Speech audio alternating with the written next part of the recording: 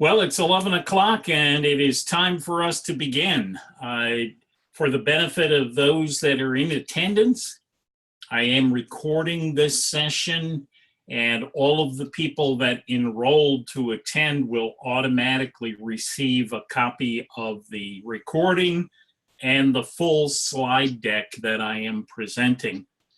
A little later on, because we've got a manageable group of folks attending, I will be opening up the microphone to get a cross-section of your thoughts and opinions on all of these issues.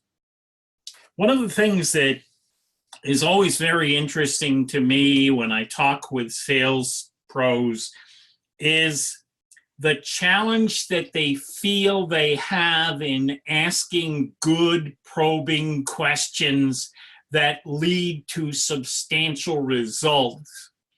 The primary results being that they are able to find a place to put their product to make it valuable to that client. So I've subtotaled Probing for Results, the title of today's webinar, to a vision without a plan is an illusion. All of us as sales professionals have a vision for what we want to achieve this quarter in our sales, what we'd like to do to be the best representative of our products and services to our people. Unless we have a plan to get there, however, that is merely an illusion. So we need to look at the cause and effect relationship, if you will, between probing and what result you get. So I'd like you to entertain this thought. What's the impact going to be when you ask the probing question that you're about to use with your very next prospect? Now, keep in mind, there's something going on in your prospect's business that you might, as an outsider, see, but because the customer prospect is so close to the problem or concern, they don't even see it. Now, once you ask yourself what the impact is going to be of the probing question that you're about to use, you need to ask yourself the follow-up question.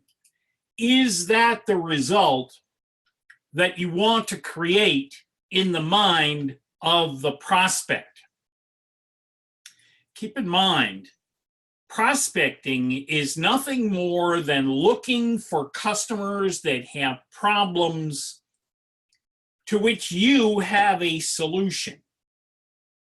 And as sales professionals, we endeavor to put ourselves in front of the right people at the right time with our right solution so that they have an overwhelming need to buy it, a desire to alleviate that dissatisfaction that they're currently experiencing. Now, many salespeople ask probing questions, and those questions guide customers and prospects in their thinking. The effort is more, however, than just learning and listening for the salesperson. Sales probes cause prospects to identify, feel, and verbalize their needs. See, they don't know what they don't know about what they need, what their desires are, what their wishes are, because they are so stuck in doing things the way they do it right now. They believe that's the only way to get things done. So to help the prospect determine what they will buy or how they will buy it and under what conditions they'll buy it. We need to ask good probing questions to help them identify, feel, verbalize those needs, desires, and wishes.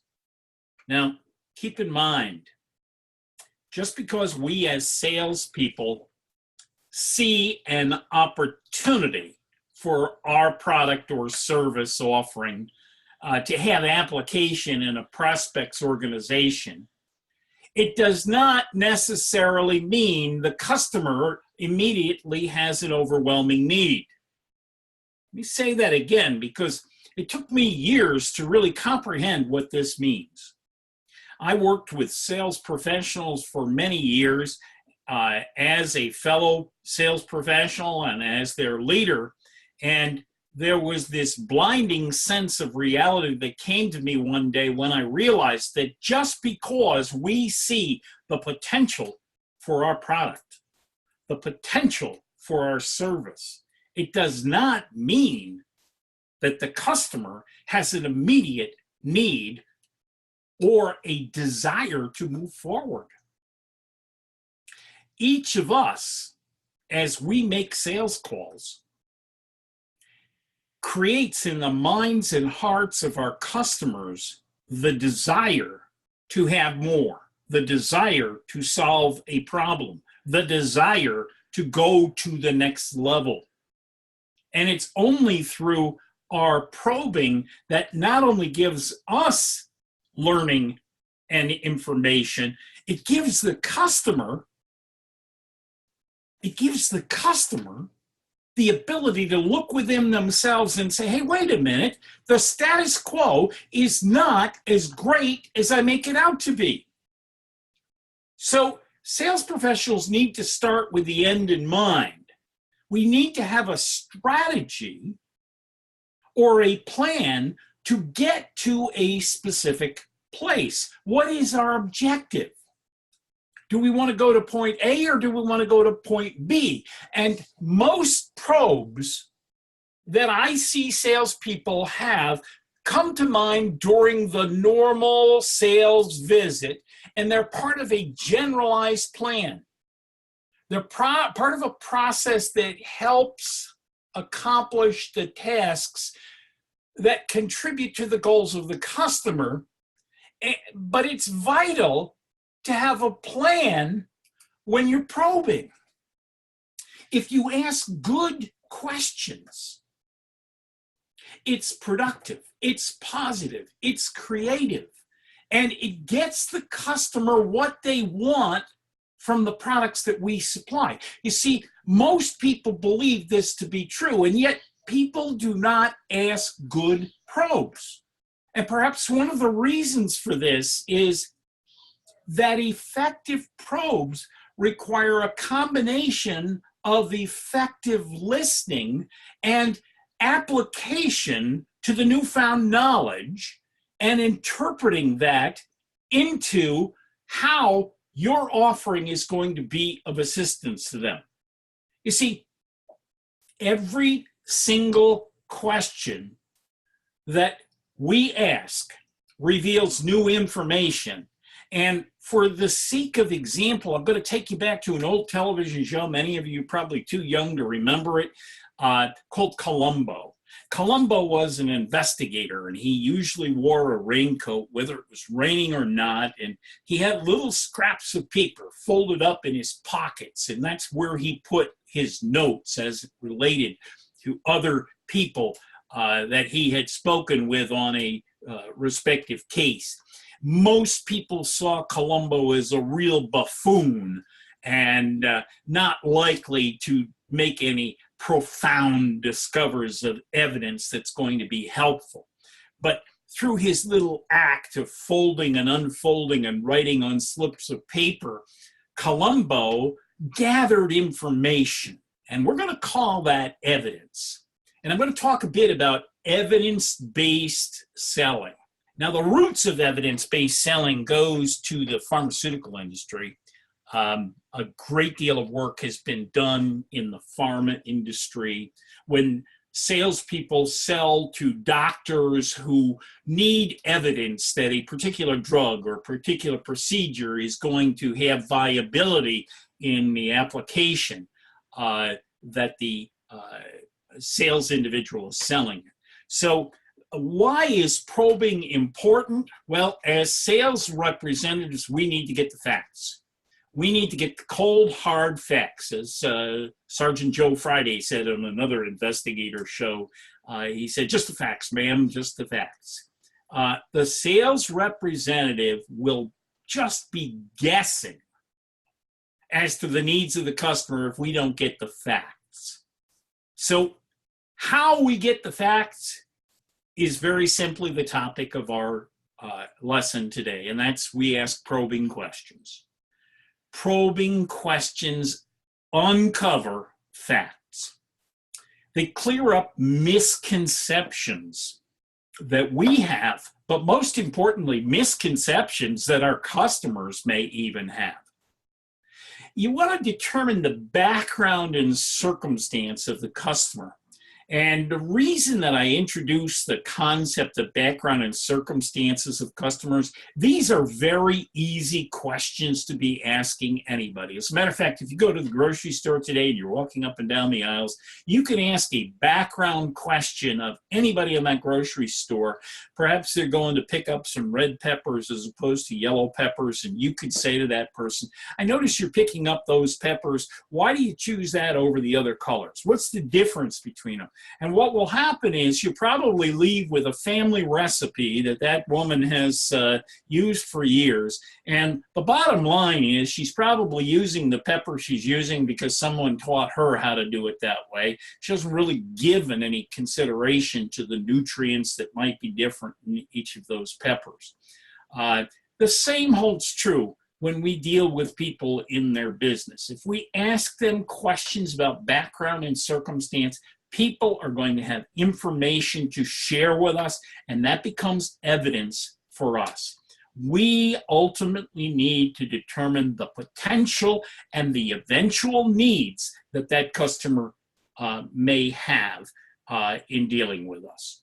So we ask effective probing questions because they're powerful, because they're thought-provoking.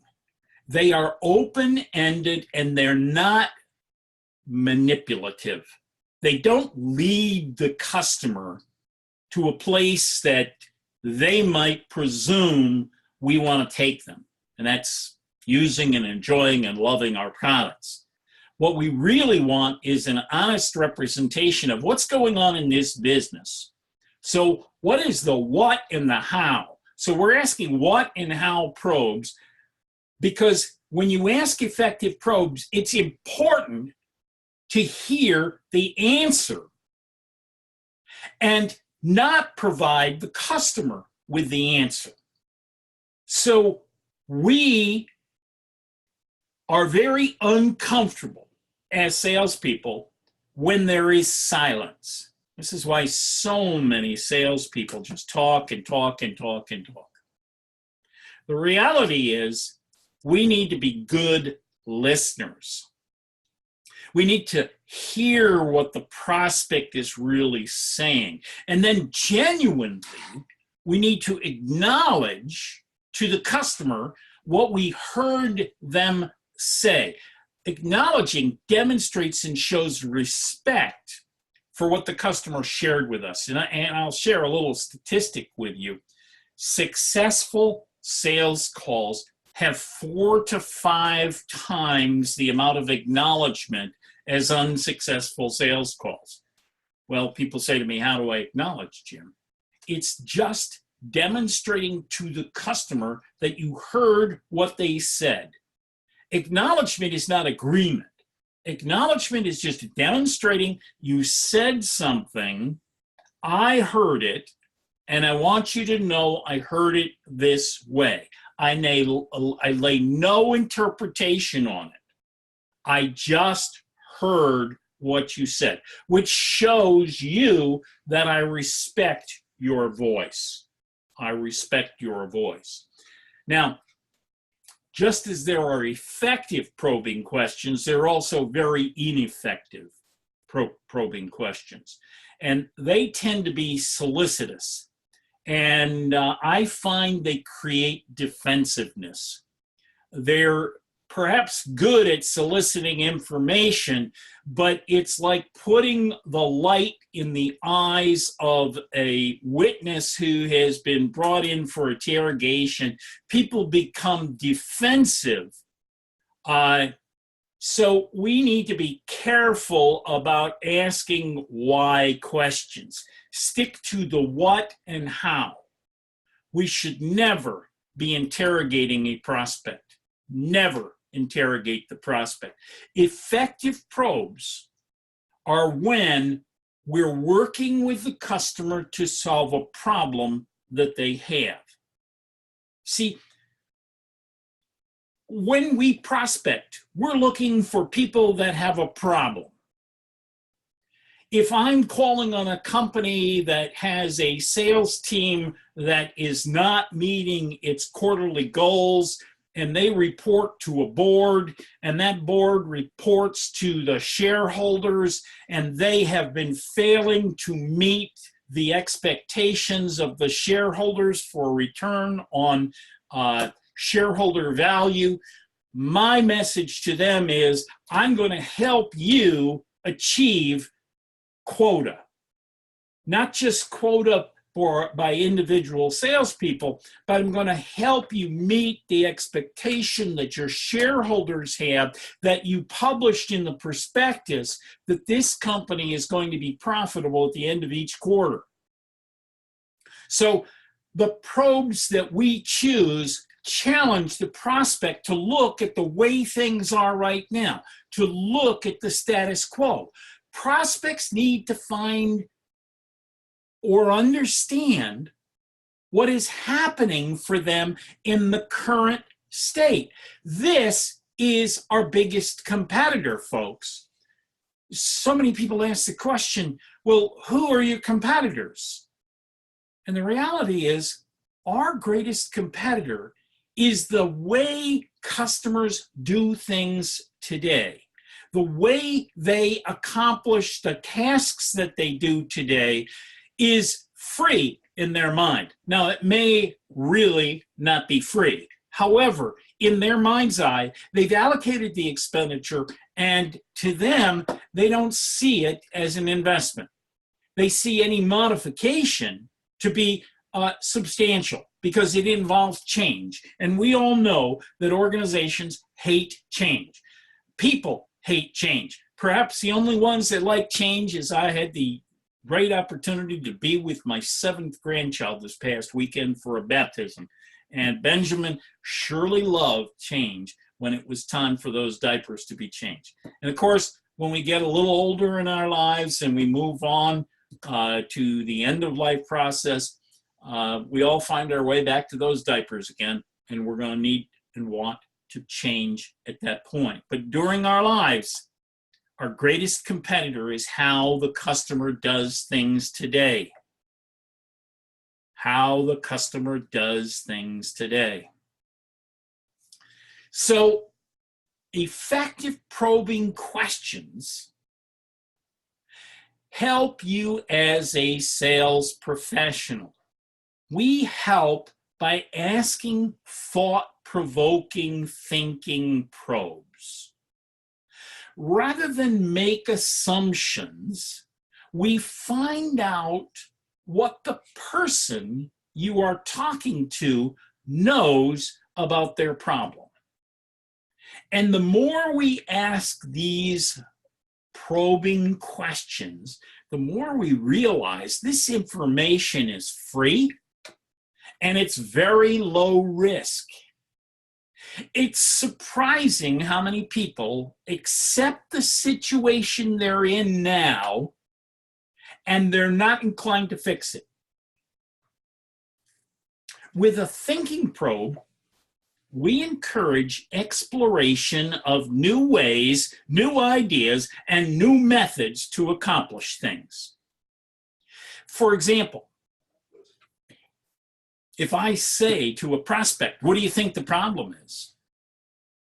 Behind every effective probe is also the ability to listen to the answer and suspend a judgment. Now, this is hard for salespeople because most salespeople want to make a judgment right away as the words come out of the prospect's mouth, as the words come out of the customer's mouth.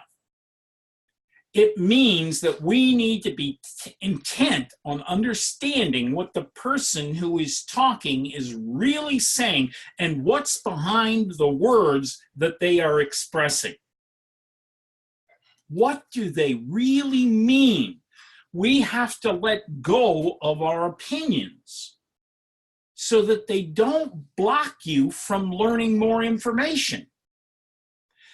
I encourage that as you're probing, you pay attention to your gut for additional information.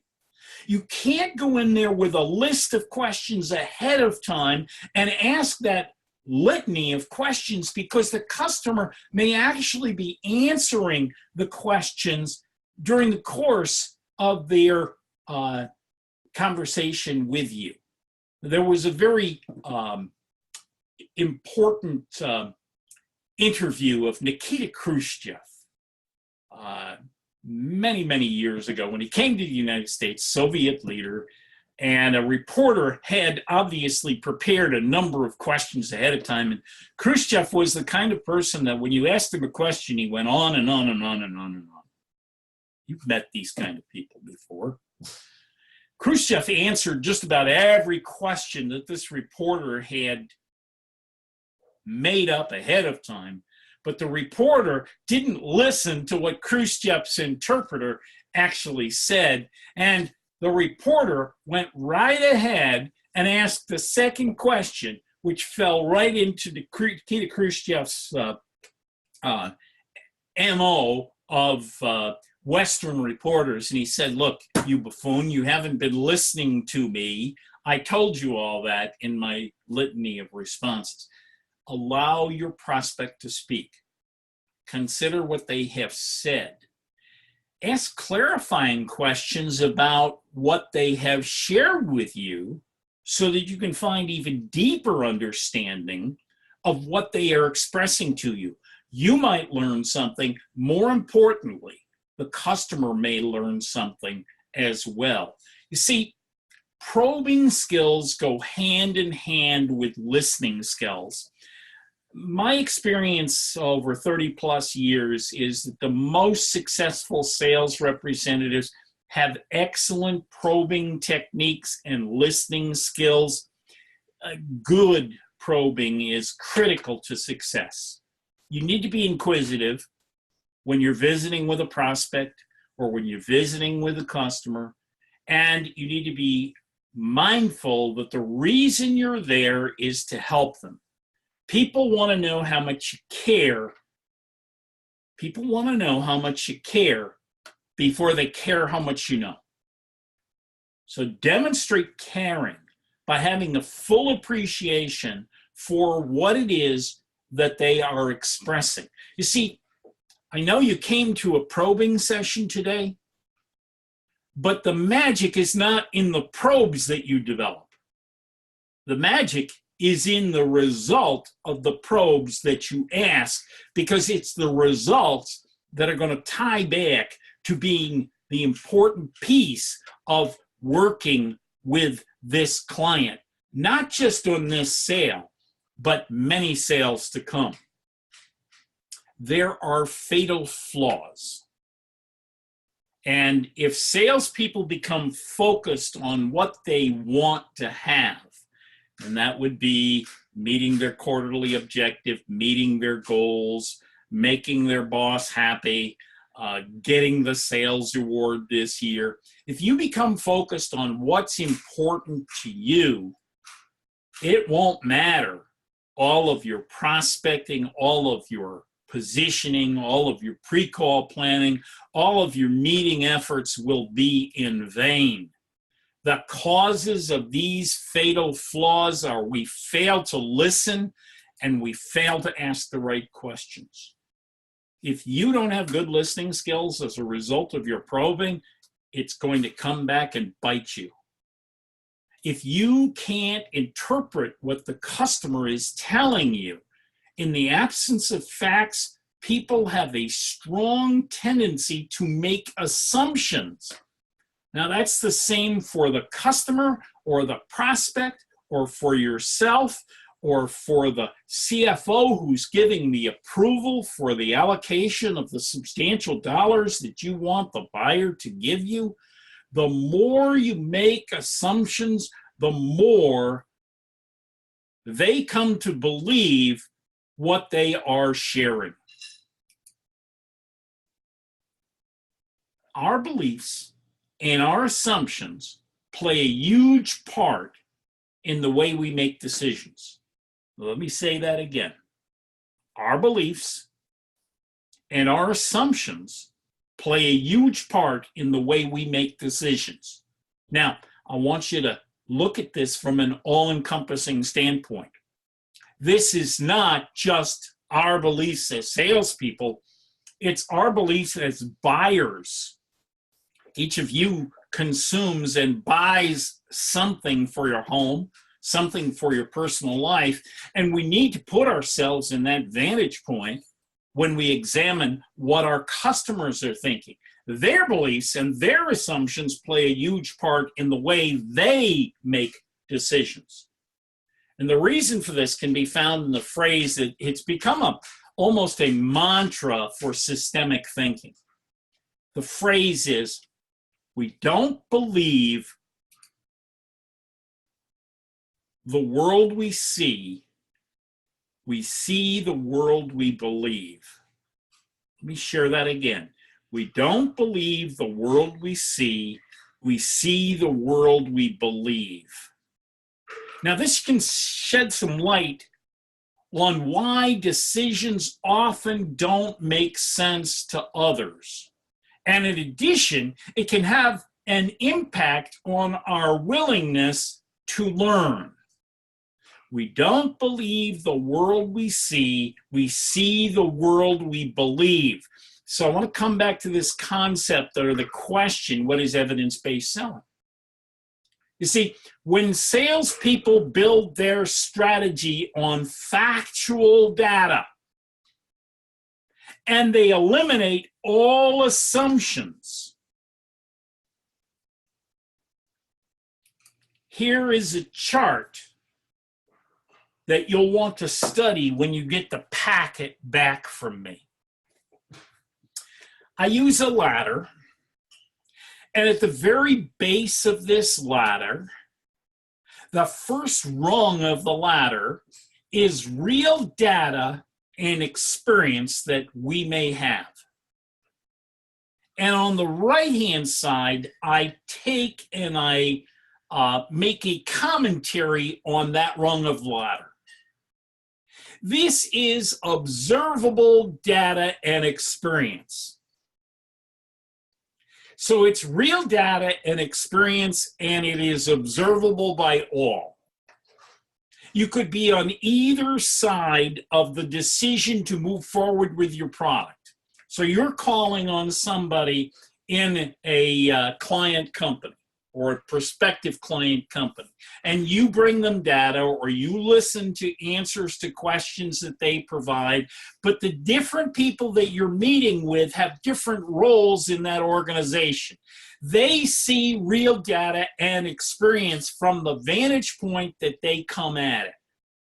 Now we advance to the next rung of the ladder.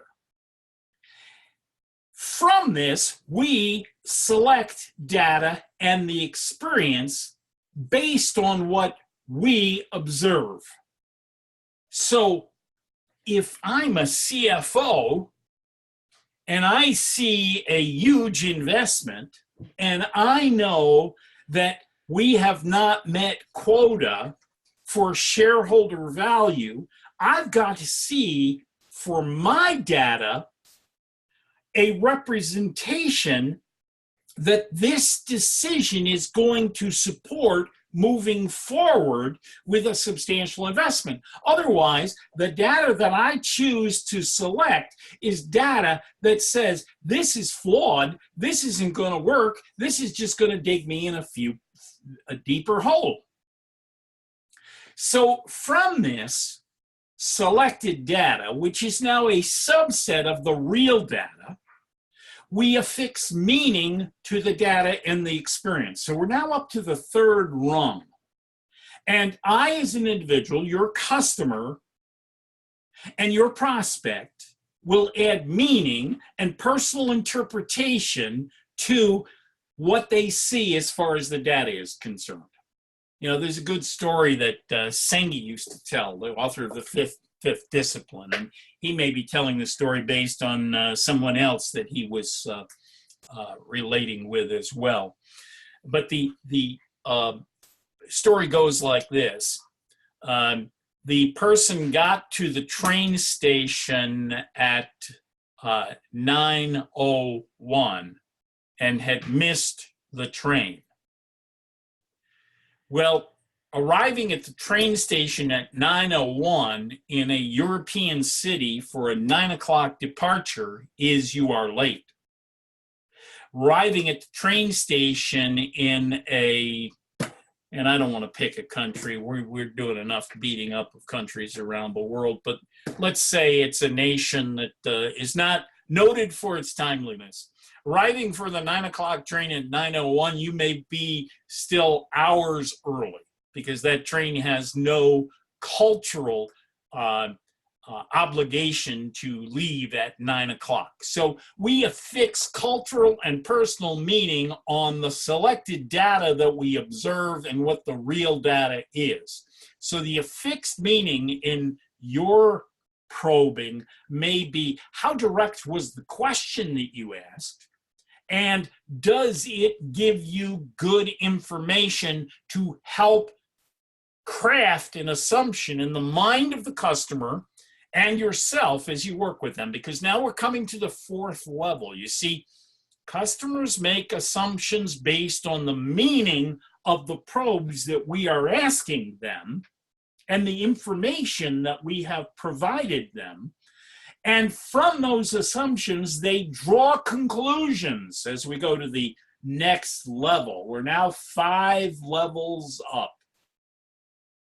And from those conclusions, we adapt beliefs about the environment that we're working in, and we take action. We either buy or we don't buy based on the actions that our beliefs cause from our conclusions, from the assumptions that we made, from the affixed meaning on the selected data of the overall data provided.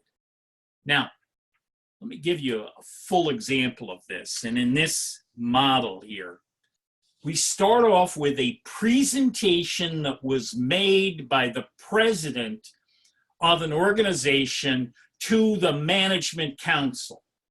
And on the left-hand side of the screen, you'll see I have a ladder A, which is made by a union member, listening to the president present. And on ladder B, on the right-hand side, this is an interpretation made by a non-union member. Now, whether you've ever been a union member or not a union member, you know that these are two different vantage points, and you can understand the perspective. These are very different points of view. So the presentation is the real data and experience. That's level 1, the first rung.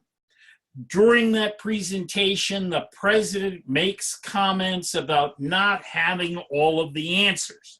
See, this is where the president is sharing selected data and experience. He's being honest and open that he may not have all the answers. He's making himself vulnerable. Now, the third level of this is we affix meaning to what the president says. If we're a union member, they may say, he hasn't beaten our facility union and finally admits it.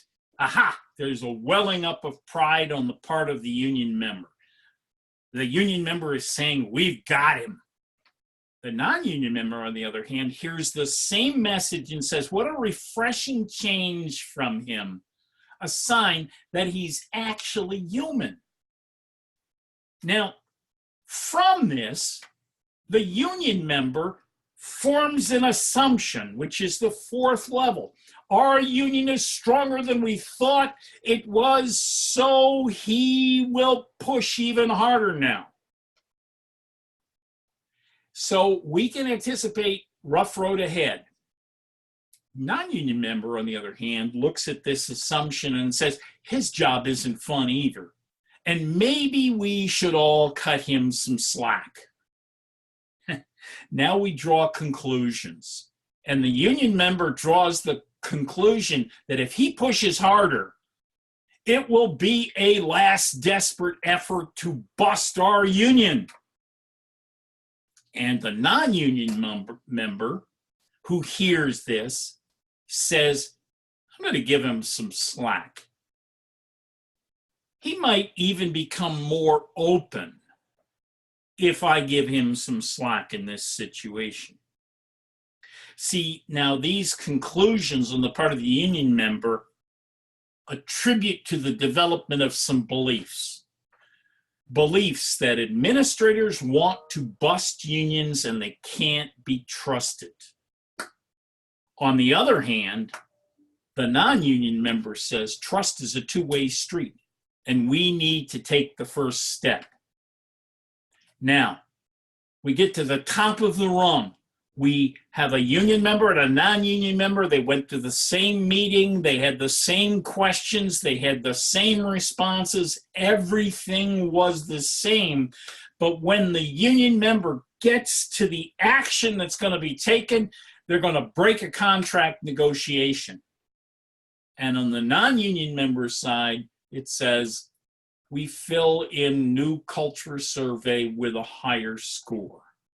And that's just, they have an attitude that the president is listening, the president has a point of view. Now, all of this is evidence. All of this interpretation is a part of learning. And especially as we get older, it's being willing to unlearn some of the things that we already know. Now, I know each of you is a sales professional. You know your products to the greatest degree. You've sold them so frequently that before the customer fully articulates the problem or dissatisfaction that they're experiencing, you want to jump in with the answer because you know your answer works. And in most cases, you're absolutely right. What we already know becomes validated as our truths through a process in which our beliefs have caused us to continually look for data that supports our belief. See, when you look back at this ladder that I've just shared with you, this is how we formulate beliefs about the answers that customers are giving us to probes. When we probe, when we ask questions, we need to open ourselves up to being vulnerable to our current opinions. Evidence-based selling is dynamic. It is stronger than our beliefs. It's more than looking for supporting evidence that our beliefs are the right beliefs, which makes them stronger, causing us to look. But there are some situations in which it's apparent that our beliefs may not reflect the reality of a given situation. We have to suspend the assumptions that we have about our beliefs. And we can typically cause one of two things to happen. Either the one holding the belief becomes defensive and thinks that he or she is the only smart person in the room, and the one holding the beliefs decides that perhaps it might be good to explore how he or she believes they got where they are today. Now, there are many areas that salespeople need to probe, to ask questions. And these come down to 5 broad areas. We need to look at the opportunity. Look at the description of what the problem or dissatisfaction is. What is the compelling event that is driving the customer to make a decision to do something better, to deviate from the status quo, to do something different than what they already do? Secondly, what is the process that they will use to make the decision? Thirdly, what is the nature of our relationship with the customer as they go forward to making this decision? What's our competition? Would be the 4th area. And the most important piece of competition is not that other supplier. It's the status quo. It's what are you doing right now? What is it founded on from the standpoint of your beliefs and assumptions? And what's the timing? This is such a critical question that we must ask our customers because they are bleeding shareholder value. They are bleeding shareholder value. And folks, if your probes are not including in your customers' business practices an implication of how your product is going to help the shareholder value, you're missing the mark. The purpose of business today is to supply a superior return on investment for the shareholders that invested in that company. Your boss wants to make quota, wants to make goal because they have an obligation to the board. They have an obligation to the shareholders. Everyone has an obligation to meet the timing. And, I've got some customers right now that are playing on about a year in making the decision to move forward with minor sales initiatives. Sales initiatives that would cost them thousands of dollars, but in the meantime, they're bleeding tens of thousands of dollars by not teaching people how to do their craft, how to sell. It's folks like you who need to be given the requisite skills necessary to get the job done. The very first area that I talked to you about was the opportunity description. It's the compelling event. It's a complete description of that compelling event, that opportunity, that potential that gives you the specifics of the request for a proposal, what the budgetary issues are, what the past practices are, what is driving the potential for a sale right now, why would they make an investment in buying something? And we must ask the question. We must go eyeball to eyeball with the customer and determine, are they prepared to eliminate the event that is driving them to lose money, to not meet shareholder value? And when we speak with passion with customers and when we develop probes with passion, they'll see that we're fully invested in making this work for them.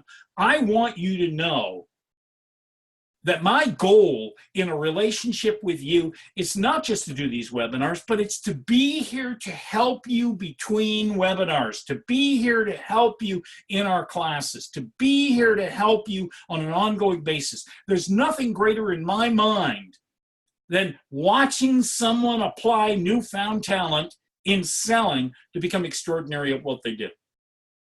And if it takes my making that commitment with you without our having a contractual arrangement, that's okay. I'm at a point in my life where I want you to be successful. Your compelling event is to achieve greatness in your selling profession. Know that we're your partner in that endeavor. And it's as simple as writing an email. It's simple as coming to these sessions. It's simple as writing a question. It's as simple as getting that information.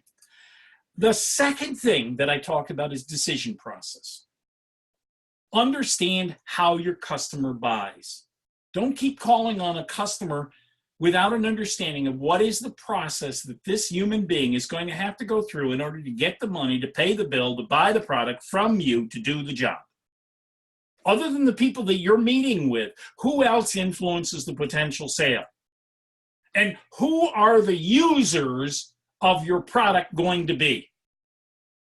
Do they buy in? Do they buy in? I'll tell you, I'm not a big royal follower, but I did become curious about the show that the young lady, the princess, got married in. Her name is, help me, Joanne. Meghan Markle. She was in a show called Suits. And if you've not watched Suits, Suits is available on Amazon.com. We're a Prime user, so you can watch it for free. In that show, the attorneys determine decision process on how they're going to approach a new client. And in many cases, they have stone cold told clients, no, I'm not going to do business with you. Because they didn't understand the buying process. They did not know who was involved in the decision process.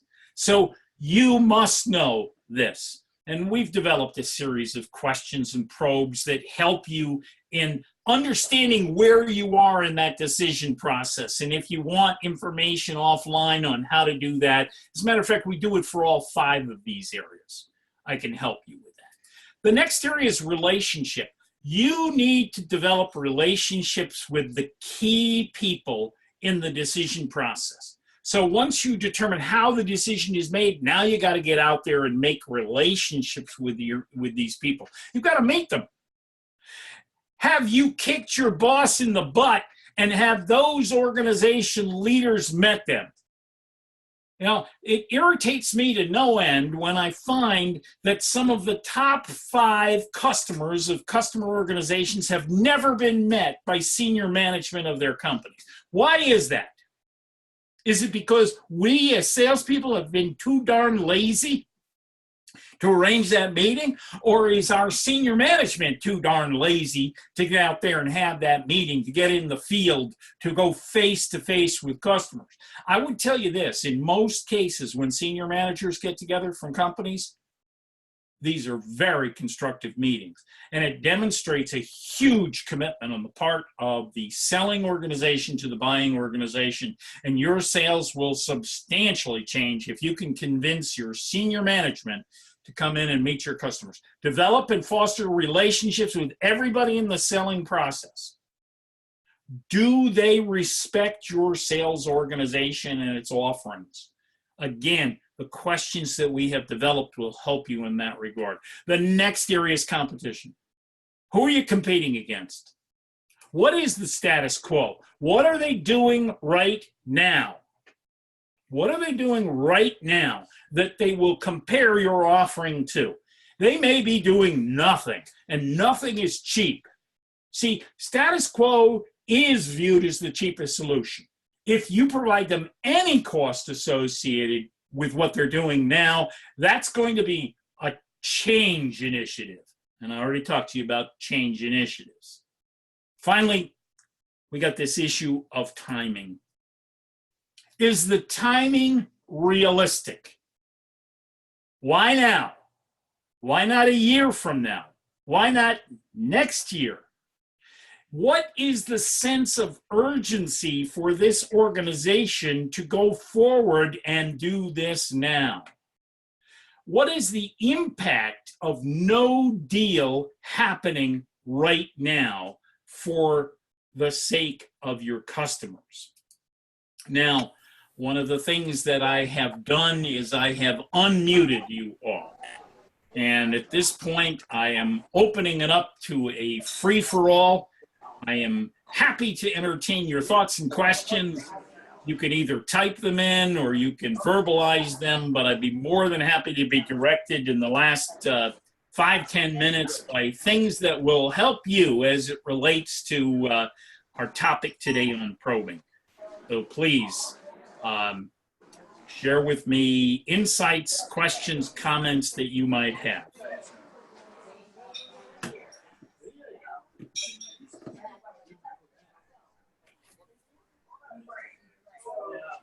I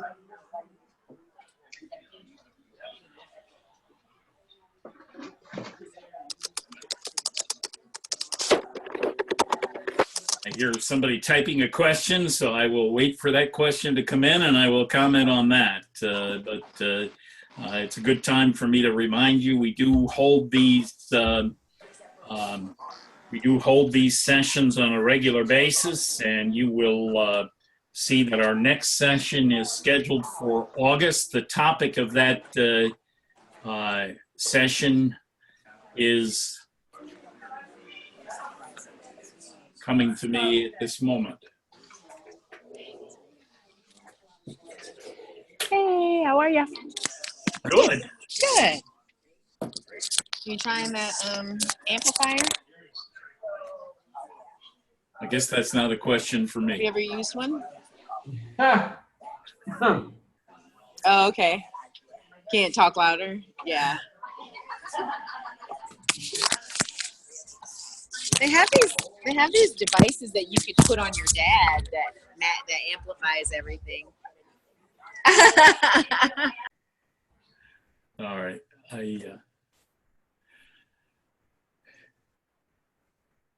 All right, folks, listen, I know it's intimidating to get to an end of a webinar and just randomly come up with a question. I hope that this topic was helpful to you. Here's one of the questions. Sometimes when the client stops communicating, I get concerned as to what they are thinking, but normally they get back with us and move forward. Is that break in communication common, and should we give them their space in most cases? And my first inclination is that all situations are going to be unique and different, but I will tell you this, that one of the things that I do when there is a breakdown in communication and clients stop communicating with me is I use a technique. What time's your conference call start? I use a technique to close the account. Okay. I've developed a very simple email that I send to the customer that says, I've enjoyed immensely listening to the problems and concerns that you have in your business. For the time being, I have an expectation to meet quota to my own organization. So what I do at that point is I say to them that I'm going to close the file and not pursue them at this point. And the interesting thing is how quickly I get a response from people that says, oh, well, no, wait, I am anxious to move forward. It's just there were some extenuating circumstances. We had more travel that was taking place. It's not your fault. And they open back up the communication again. I think it's incumbent for us to continue to go after the customer. There is a statistic, and I'll certainly misquote it, but let me give you the rough idea here, is that when we're communicating with a customer, customers have a tendency to want us to follow up numerous times. And you've all seen the statistic that says a sale actually occurs once we make 6 to 8 contacts with the customer. Well, the natural tendency for salespeople is to give up at 3 to 4 times. And that might even be giving them more benefit to attempt it that many times. So you'll see what happens is if we stop communicating too soon and the customer has an expectation that we'll follow up and we don't follow up because we gave up too soon, that could kill our potential to do business with them. So stay in the face of the customer. I'm also a strong advocate of trickle marketing. Many of you watch my, it's actually Joanne's initiative. We do an awful lot of work on Twitter, Facebook, LinkedIn, sending out information to our clients that would be valuable to them, but it puts our name and face in front of customers so that if we have a communication that is running, it gives them an opportunity to send us a quick note. And I'm always amazed, but I'll get a private message on almost every social media post that we get, because it prompts someone to say, oh, I wanted to send somebody to that session, or yes, I had a question about this area. So great question. So if your customers are stopping the communication with you, they may get back to you, but you should do things to continue the process along, even if it's telling the customer that you're not going to follow up with them anymore. And if you have individual specific situations that you'd like to talk with me one-on-one on, I'd be happy to help you in that regard. Great question. Well, listen, folks, I don't have any other questions that have come in, and unless anybody wants to say something right now, please jump in. I want to thank you very much for attending today. I will be sending out the video on this session as soon as it is produced. And we'll look forward to seeing you again in August when we do another session. And I will publish information to you about what that topic is going to be. All my best. Thank you very much for attending. And I look forward to seeing you again at another point in time. Take care.